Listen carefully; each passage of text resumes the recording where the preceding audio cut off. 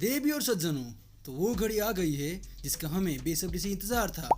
दान दान की सीजन 2 का पहले एपिसोड ड्रॉप हो चुका है और मैं आ गया हूँ इसका हिंदी एक्सप्लेनेशन वीडियो लेके। एपिसोड काफ़ी इंटरेस्टिंग था, स्टार्टिंग से ही एक्शन शुरू। तो आराम से बैठ जाइए, अब वीडियो को पूरा देखिए। चैनल को सब्सक्राइब तो ज़रूर कर दीजिएगा और चलिए वीडियो शुरू करते हैं। सीजन 1 के लास्ट एपिसोड में हमारा मेन हीरो मोमो और ओकारुन अब एक ह्यूमैनॉइड कप्पा का हेल्प करने के बाद मोमो का बचपन के दोस्त जीजी का घर आ गए हैं, जो हॉट स्प्रिंग डिस्ट्रिक्ट में सिचुएटेड है।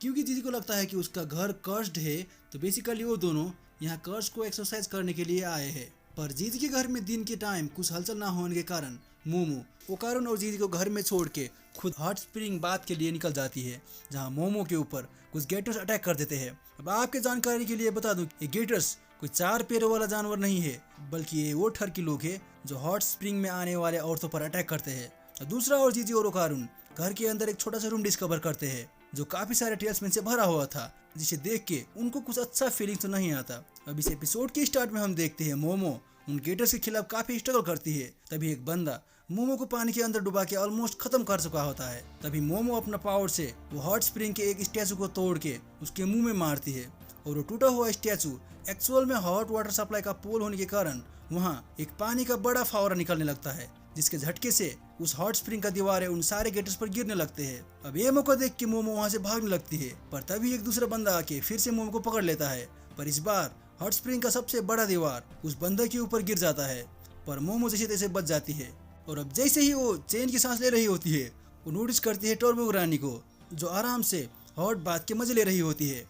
अब टर्बो ग्रानी को देख के मोमो काफी सरप्राइज हो जाती है। वो ग्रैनी से पूछती है कि वो यहाँ क्या कर रही है, तो ग्रैनी बताता है कि जब सेई को मोमो की दादी ने उन्हें जीजी का एड्रेस के बारे में बताया था, तो वो सारे बातें टर्बो ग्रानी ने सुन लिया था और जान गई कि जीजी का घर तो हॉट स्प्रिंग डिस्ट्रिक्ट में है, तो वो मोमो के बैग में छुप के यहाँ आ गई। अब आगे उस स्प्रिंग हाउस को तबाह होते देख वहाँ काफ़ी सारे पुलिस आ जाते हैं, जिससे उन गेटर्स को वहाँ से भागना पड़ता है। और तभी हमें पता चलता है कि ये लोग कोई कीतो फैमिली से बिलोंग करते हैं। अब स्प्रिंग हाउस से वापस लौटते वक्त मोमो टर्बो ग्रानी को थैंक्स कहती है फॉर सेविंग हर, क्योंकि अपेरेंटली वो हॉट स्प्रिंग की दीवारें गिराने वाले कांड टर्बो ग्रानी ने किया था। और मोमो ग्रैनी से जीजी के घर के बारे में पूछती है, क्योंकि मोमो ने तो वहाँ कुछ फील ही नहीं किया। पर ग्रैनी बताती है कि वो घर एक बैड न्यूज़ है और वो घर काफ़ी सारे लोगों के खून से पेंटेड है। वाओ। अब सीन शिफ्ट होता है ओकारुन और जीजी पर, जो काफ़ी सरप्राइज थे। उन्हें कुछ आइडिया नहीं था कि करना क्या है। तभी ओकारुन सजेशन देता है कि उन्हें मोमो का वेट कर लेना चाहिए, जब वो आएगी तो वो आगे का सोचेंगे। और उसी वक्त उनका दरवाजा के बेल रिंग होता है, जिससे जीजी काफ़ी खुश होके उस दरवाजे को खोलने जाता है, क्योंकि ही वॉज एक्सपेक्टिंग मोमो। पर जैसे ही वो दरवाज़ा खोलते हैं, दरवाजे के बाहर काफ़ी सारे दादी लोग खड़े होते हैं और वो डायरेक्ट घर के अंदर आ जाते हैं विदाउट परमिशन के। और आगे हमें पता चलता है कि वो लोग भी कीतो फैमिली से बिलोंग करते हैं, और उनमें से एक थोड़ी घूसट वाली बुढ़िया इस घर का ऑनर भी है, जिसने जीजी के पेरेंट्स को ये हाउस रेंट पे दिया था। पर अब जब जीजी के पेरेंट्स हॉस्पिटलाइज है, तो जीजी उस घर में अकेला रह रहा है रेंट फ्री, सो ये लोग कभी भी यहाँ आ जाते हैं। अब आगे वो दादी जीजी से पूछती है कि वो ऐसे बिना बताए कहाँ चला गया था। रिस्पॉन्स में जीजी कहता है कि ओकारुन उसका हाउस को विजिट करना चाहता था, तो वो उसको लेने गया था। दादी जीजी के बातों से उतना कन्विंस नहीं होती और वो उसको कहती है कि क्या जीजी घर में फिर से कोई स्पिरिट मीडियम तो लाना नहीं चाहता। अब आगे बाकी के दादी लोग काफी भड़क जाते हैं कि जीजी की तो फैमिली का रेपुटेशन खराब करना चाहता है, उनके घर में कोई भूत नहीं है। पर जीजी उन्हें कहता है कि ओकारुन कोई स्पिरिट मीडियम नहीं है, he is just a friend, उसने भी मुझे यही बोली थी। पर अचानक से वो घुसट वाली दादी एक शॉर्ट गन निकाल लेती है, जाने कहाँ छुपा के बैठी थी इतना बड़ा गन, और वो जीजी को धमकाने लगती है कि उसके पास हंटर लाइसेंस है, तो वो ओकारुन को कभी भी मार के फ्रेम कर सकती है कि इट वाज एन एक्सीडेंट। तो अब जीजी उस दादी को कहता है कि उसके पास अगर लाइसेंस भी क्यों ना हो, पर ऐसे लोगों के ऊपर बंदूक तानना कोई अच्छा बात नहीं है। अगर पुलिस को पता चल गया तो वो गिरफ्तार हो सकती है। और शौकीनली उसी वक्त वहाँ एक पुलिस वाला भी आ जाता है। अब यहाँ पुलिस लेट नहीं आ रहा है वीडियो। अब उन्हें देख के वो पुलिस वाले भी एकदम शौक हो जाते हैं कि यहाँ चल क्या रहा है। पर आगे हम देखते हैं वो पुलिस वाला उन्हें गेटर्स को लेके आया है, जिन्होंने मोमो के ऊपर अटैक किया था। और उससे भी शॉकिंग बात यह था कि ये सारे गेटर्स उसी दादी का बेटे है, और वो सारे लोग भी कीतो फैमिली से बिलोंग करते हैं। अब वो लोग भी जीजी से इधर उधर का सवाल करने लगते हैं कि कहाँ गया था, किसको लाया है, यही सारी चीज़। अब आगे अचानक से वो दादी जीजी से पूछती है कि उसके साथ एक लड़की भी तो है, तो वो कहाँ गई है और वापस कब आने वाली। अब इस बुढ़िया को ये बात कैसे पता चला, आई डोंट नो। और जीजी अब ये बात छुपाने को ट्राई करता है कि उसके साथ कोई नहीं है, क्योंकि उसे लगता है कि मोमो एक स्पिरिट मीडियम है जिसे ये लोग इतना हेट करते हैं। तो वो उसको बचाने को ट्राई करता है, पर दादी को तो सिर्फ मौका चाहिए होता है कि वो जीजी को कैसे फ्रेम कर सके। और वो अब काफी गुस्सा हो जाती है कि जीजी ने उसे झूठ बोला, जबकि दादी को लायर्स पसंद नहीं। अब सीन शिफ्ट होता है मोमो पर, जो एक सुचिनो श्राइन विजिट करने गई थी। अब आप लोगों को बता दो कि सुचिनो को एक जापानीज मिथिकल क्रिएचर है जो एक सांप की तरह होता है, पर बड़ा वाला। अब वहां जाती है, वो देखती है एक बंदे को जो उल्टा खड़ा हुआ था, वो मुंह के भला खड़ा था, जिसका सपना था हमारे तरह बड़ा बूटूबर बनने का। वो मोमो से पूछता है कि वो यहाँ क्यों आई है। फिर मोमो उससे बताती है कि वो सुचिनो पे इंटरेस्टेड है, तो बस उसी के लिए वो यहाँ आई है। अब आगे वो बंदा मोमो को श्राइन के अंदर ले जाता है और सुचिनो के नाम पे एक पतला सा मरा हुआ सांप का चमड़ी दिखाता है, जिससे मोमो काफी डिसअपॉइंट हो जाती है। तब वो बूटूबर वाला बंदा बताता है कि यहाँ के लोग एक बड़ा सांप को वर्शिप करते हैं।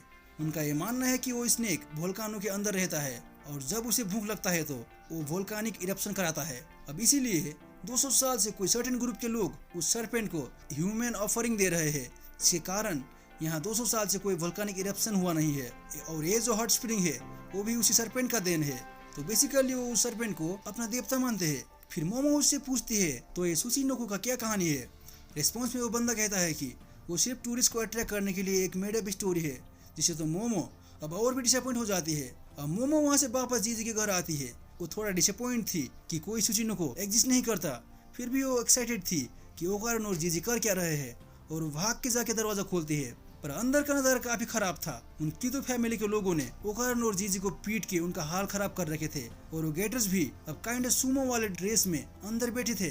अब ये देख के मोमो काफी शौक हो जाती है। तभी वो बुढ़िया कहती है कि अब आखिर ये ऑफरिंग आ गया है, तो फेस्टिवल शुरू किया जाए। तो बेसिकली आई थिंक जो सरपेंट को ऑफरिंग का रिचुअल है वो यही कीतो फैमिली का लोग करते हैं, और वो तीनों को बलि का बकरा बनाने का ट्राई कर रहे हैं। अब एक बढ़िया फाइट स्टार्ट हो जाता है। मोमो उन सारे लोगों को अच्छी तरह पीटने लगती है। वो किसी के मुंह में किक करती है तो किसी का गोटे पर, लिटरली भाई। अब मोमो उन सबको पीट रही होती है। तभी एक बंदा पीछे से आके मोमो को पकड़ लेता है। मोमो को सर पे अपना सर से जोर से मार के उसको ऑलमोस्ट अनकॉन्शियस कर देता है। पर तभी मोमो के बैग से टर्बोग्रानी बाहर आ जाती है, जिससे डर के वो बंदा मोमो को छोड़ देता है। अब मोमो फिर से उनसे लड़ने के लिए रेडी हो जाती है, पर तभी उस घुसट बुढ़िया के अंदर जैकी चेन की आत्मा आ जाता है और वो मोमो से लड़ने लगती है। उनके बीच से काफी बढ़िया फाइट होता है, जिसमें पूरा टाइम वो बुढ़िया डोमिनेट करती है, और आखिर में वो मोमो के ऊपर जेनिफर लोपेज एनाकोंडा अटैक करके उसे उसी टेल्समैन वाले रूम में फेंक देती है। अब मोमो फिर से उठ जाती है और वो काफी गुस्से से कहती है कि ये बुढ़िया कौन है। तो टर्बोग्रानी बताता है कि ये सिर्फ एक स्ट्रॉन्ग बुढ़िया है, जिससे मोमो काफी सरप्राइज हो जाती है। अब आगे मोमो अपने पावर का यूज करके जमीन से काफी सारे पत्थर के टुकड़ों को हवा में उड़ाने लगती है, जिन्हें देख के कीतो फैमिली के लोग काफी सरप्राइज हो जाते हैं कि ये लड़की कोई स्पिरिट मीडियम तो नहीं है, पर ये ऐसे स्ट्रेंज टाइप के पावर यूज कैसे कर रही है। और वो मोमो को इंटरफेयर ना करने को कहते हैं, पर मोमो उनसे कहती है कि इंटरफेयर तो वो लोग कर रहे हैं, दूसरों के घर में आके मारपीट तो वो खुद कर रहे हैं, और ऊपर से बड़े बड़े बातें। और मोमो उन सबको घर से निकलने को कहती है। तो वो बुढ़िया मोमो को बताती है कि मोमो ऐसे नहीं बोल सकती, क्योंकि वो लोग कीतो फैमिली से बिलोंग करते हैं जो इस डिस्ट्रिक्ट का प्रोटेक्शन के लिए रिस्पॉन्सिबल है, क्योंकि they are the certain group of people जो 200 साल से सरपेंट को ह्यूमन सेक्रीफाइस दे रहे हैं ताकि वो हॉट स्प्रिंग डिस्ट्रिक्ट को वोल्केनिक इरप्शन से बचा सके। इसीलिए ये डिस्ट्रिक्ट इतना पीसफुल है। आगे वो कहती है कि ये घर भी तो एक अल्टर है फॉर ह्यूमन सेक्रीफाइस। अब ये सुन के मोमो रियलाइज करती है कि जीजी के पेरेंट्स का वैसे हाल कैसे हुआ। अब आगे अचानक से मोमो के नीचे का जमीन हिलने लगता है और मोमो उस जमीन पर धंसने लगती है, जिससे वो एकदम घबरा जाती है और अपना पावर का यूज करके उससे बाहर निकलने को ट्राई करती है। पर वो दादी और उसको बेटे मिलके मोमो को किक करके फिर से वापस फेंक देते हैं, ये कहते हुए कि वो मोमो को वहां से भागने नहीं दे सकते, बिकॉज शी एंड बोथ ओकारण एंड जीजी इस बार का ऑफरिंग है। अब मोमो टर्बोग्रानी को हेल्प करने को कहती है, पर हमेशा की तरह ग्रैनी अपने एटीट्यूड में हेल्प करने से मना कर देती है। तभी ओकारण और जीजी एक टेबल उठा के उस दादी और उसके बेटे के ऊपर पटक देते हैं, और उसमें चढ़ के जैसे ही ओकारण मोमो की तरफ अपना हाथ बढ़ाता है वो सारे लोग भी उसी क्विक सैंड में गिर जाते हैं। पर टू आवर सरप्राइज ये क्विक सैंड तो एक पिटहोल होता है, जिसके नीचे एक बड़ा सा केव होता है और काफी सारे घर उसके अंदर समाये हुए हैं। अब ओकारण और मोमो एक घर के छत पे गिरते हैं। तभी वो सुनते हैं जीजी हेल्प के लिए चिल्ला रहा है, क्योंकि वो अब और भी नीचे गिरने वाला है। तो ओकारण और मोमो उससे बचाने का ट्राई करते हैं, पर उससे पहले जीजी नीचे गिर जाता है।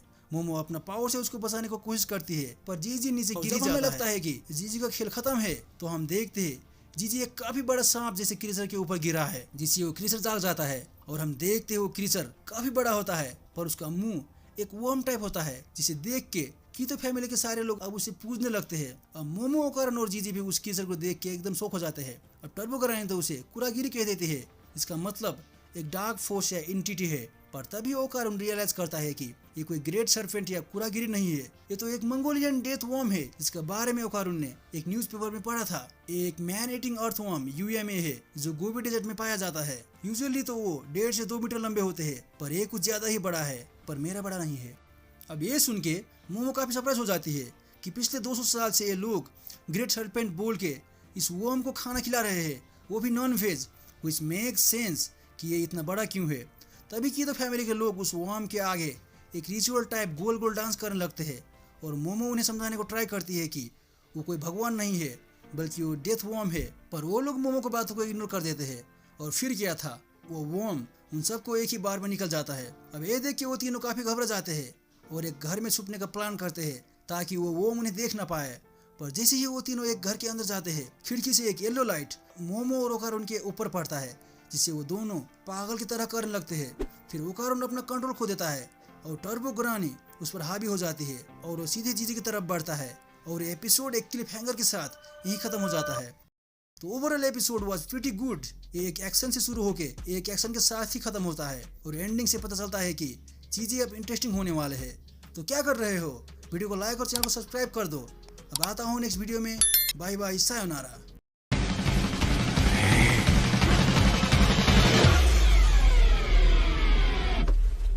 Hey.